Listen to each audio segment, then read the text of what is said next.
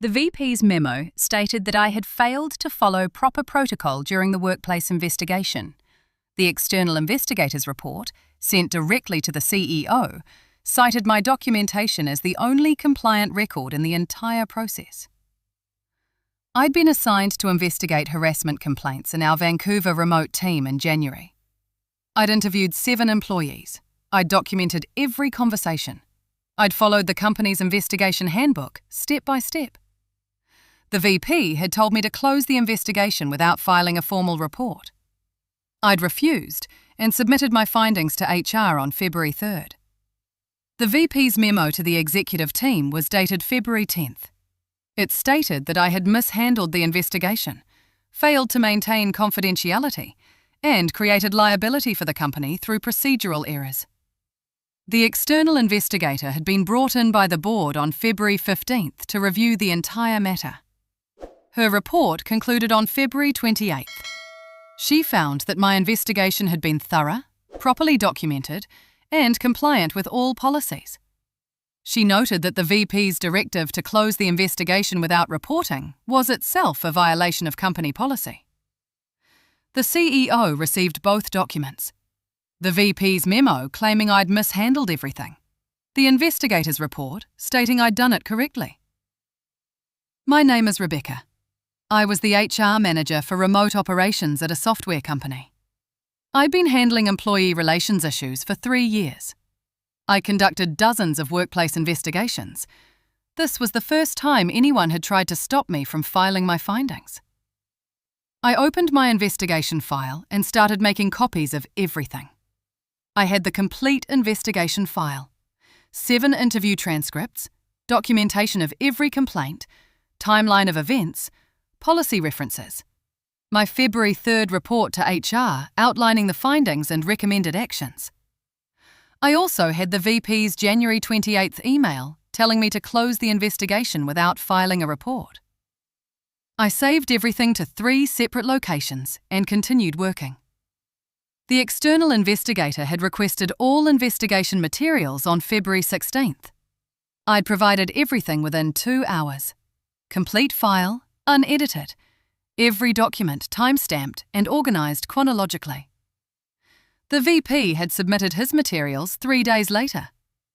I didn't know what he'd provided. I didn't ask. I just waited. The investigator's report arrived on February 28th. The CEO forwarded it to me with a brief note. Please review. We'll discuss next week. I read the entire report that evening.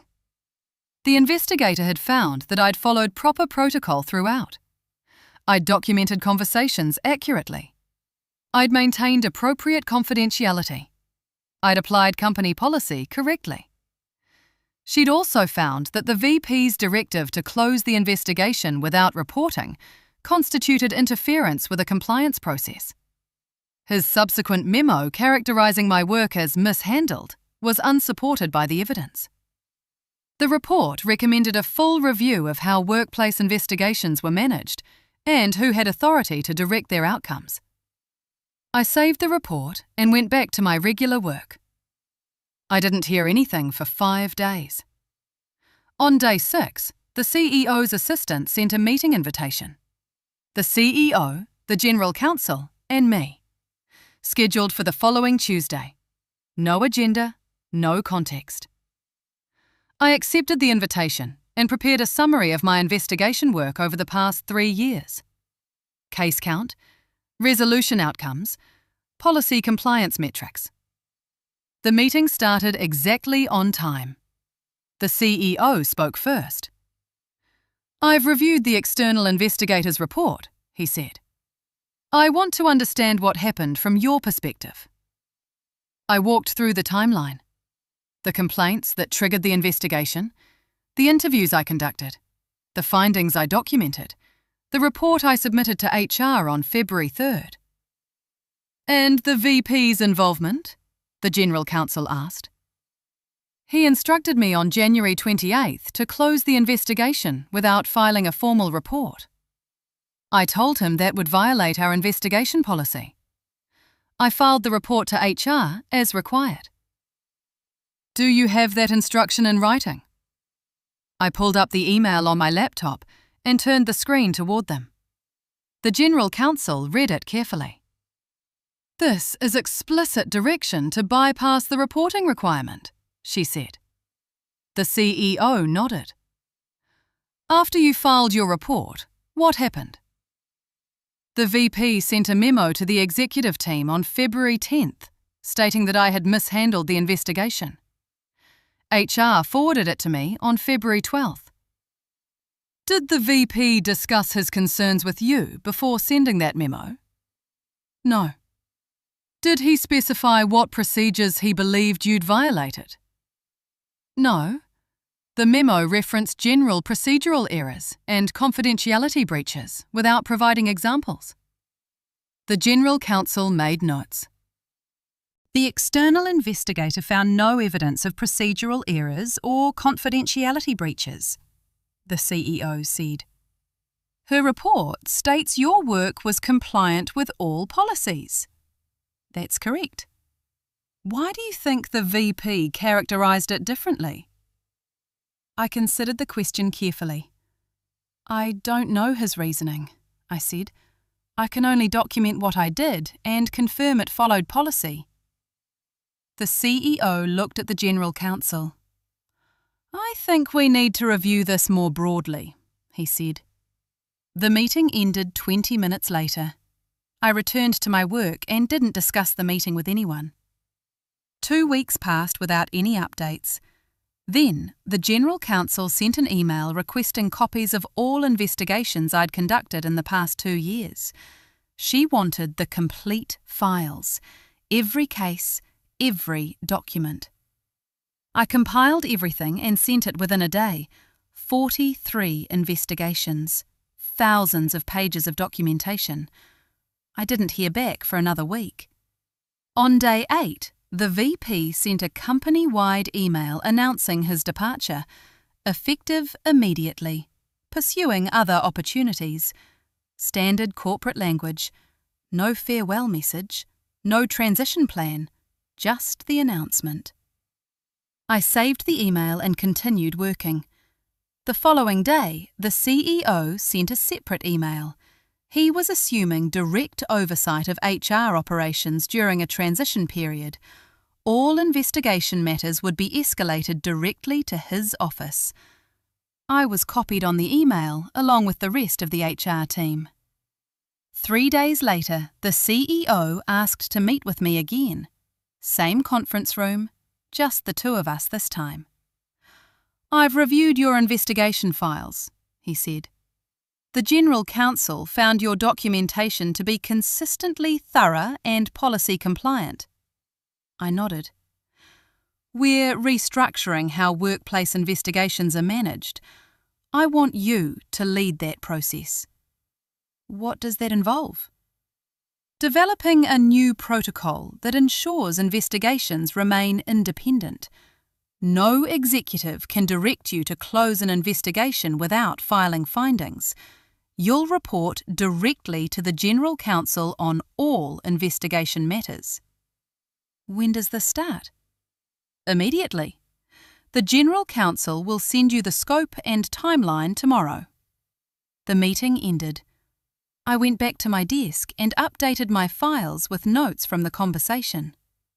The new protocol took 6 weeks to develop. I worked with the General Counsel to define clear procedures, investigation triggers, documentation requirements, reporting obligations, escalation paths. The protocol specified that no one outside the investigation team could direct the closure of an open investigation. All findings had to be documented and reported to the General Counsel, regardless of outcome. The board approved the protocol in April. It was implemented company-wide in May. I continued managing investigations under the new structure. Every case documented, every finding reported, every procedural step followed. No one interfered with my work. 6 months after the VP's departure, I was promoted to Director of Employee Relations. The role came with expanded responsibilities and a team of 3 investigators reporting to me. I trained each investigator personally. I showed them how to document interviews, how to maintain confidentiality, how to apply policy consistently. I didn't tell them about the VP's interference or the external investigation. I just explained the procedures and why they mattered. The team conducted 28 investigations in the first 6 months. Every case was documented according to protocol. Every finding was reported to the General Counsel. A year after the external investigators' report, we passed a compliance audit with 0 findings related to investigation procedures. The auditor specifically noted the strength of our documentation practices and independence protocols.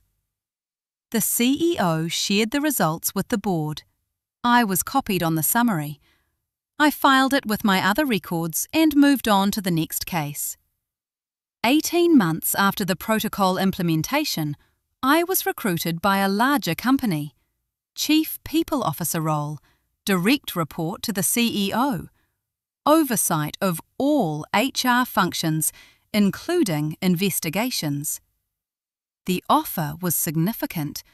The scope was broader than anything I'd managed before. I accepted. My departure was announced 3 weeks before my start date. The CEO thanked me for rebuilding the investigation function's integrity. I thanked him for supporting the protocol changes and moved on. The new company had its own challenges: inconsistent investigation practices, limited documentation standards, unclear reporting structures. Including the same protocol I'd developed at my previous company: independent investigation teams, clear documentation requirements, direct reporting to legal counsel. The system worked the same way in the new environment. 2 years after the external investigators' report, I was managing employee relations for a company 3 times the size of my original employer. We handled over 100 investigations annually. Every case followed the same protocol: document thoroughly, maintain independence, report findings regardless of outcome. No executive could interfere with an investigation's completion or reporting. 3 years after leaving my original company, I was asked to present at an HR leadership conference. The topic was maintaining investigation independence in complex organisations. I presented on documentation protocols, reporting structures, and independence safeguards. I didn't mention the VP's interference. I didn't reference the external investigators' report or the CEO's decision to restructure our processes. I just explained the systems that ensured investigations could be conducted without executive interference. The presentation was well received. Multiple attendees requested copies of our protocol templates. I provided them. 4 years after the incident, I was promoted to Chief Human Resources Officer at my current company. I oversaw all people operations for a global workforce of over 2,000 employees. The investigation protocol I'd developed was now standard across 12 office locations in 6 countries. Every investigator was trained on the same procedures. Every finding was documented according to the same standards. Every report went through the same independent review process. The system scaled because the foundation was sound. Clear procedures, consistent documentation, protected independence. 5 years after the VP's departure, I received a LinkedIn message from one of the employees I'd interviewed during the original investigation. She'd moved to a different company. She was doing well. She thanked me for taking her complaint seriously and following through despite pressure to close the case. I thanked her for her courage in coming forward and wished her continued success. I didn't save the message. The investigation file was closed. The outcome was documented. There was nothing to add. The files from that investigation were still in my archive. The interview transcripts, the VP's email directing me to close without reporting, the external investigator's report, the CEO's protocol approval. I kept them because they documented a complete process, from initial complaint through policy reform, not because I needed vindication, because complete records showed how systems evolved when procedures were tested and strengthened. The VP had tried to stop an investigation from being reported. I'd reported it anyway, because policy required it. The external investigator had confirmed the reporting was correct. The CEO had restructured the system to prevent future interference. Everything after that was just implementation. The protocol I'd written 5 years ago was still in use, updated occasionally, refined based on new case types, but the core principles remained unchanged. Investigations stayed independent. Documentation stayed thorough. Findings stayed reported. Because that's what the procedure required, regardless of who wanted a different outcome.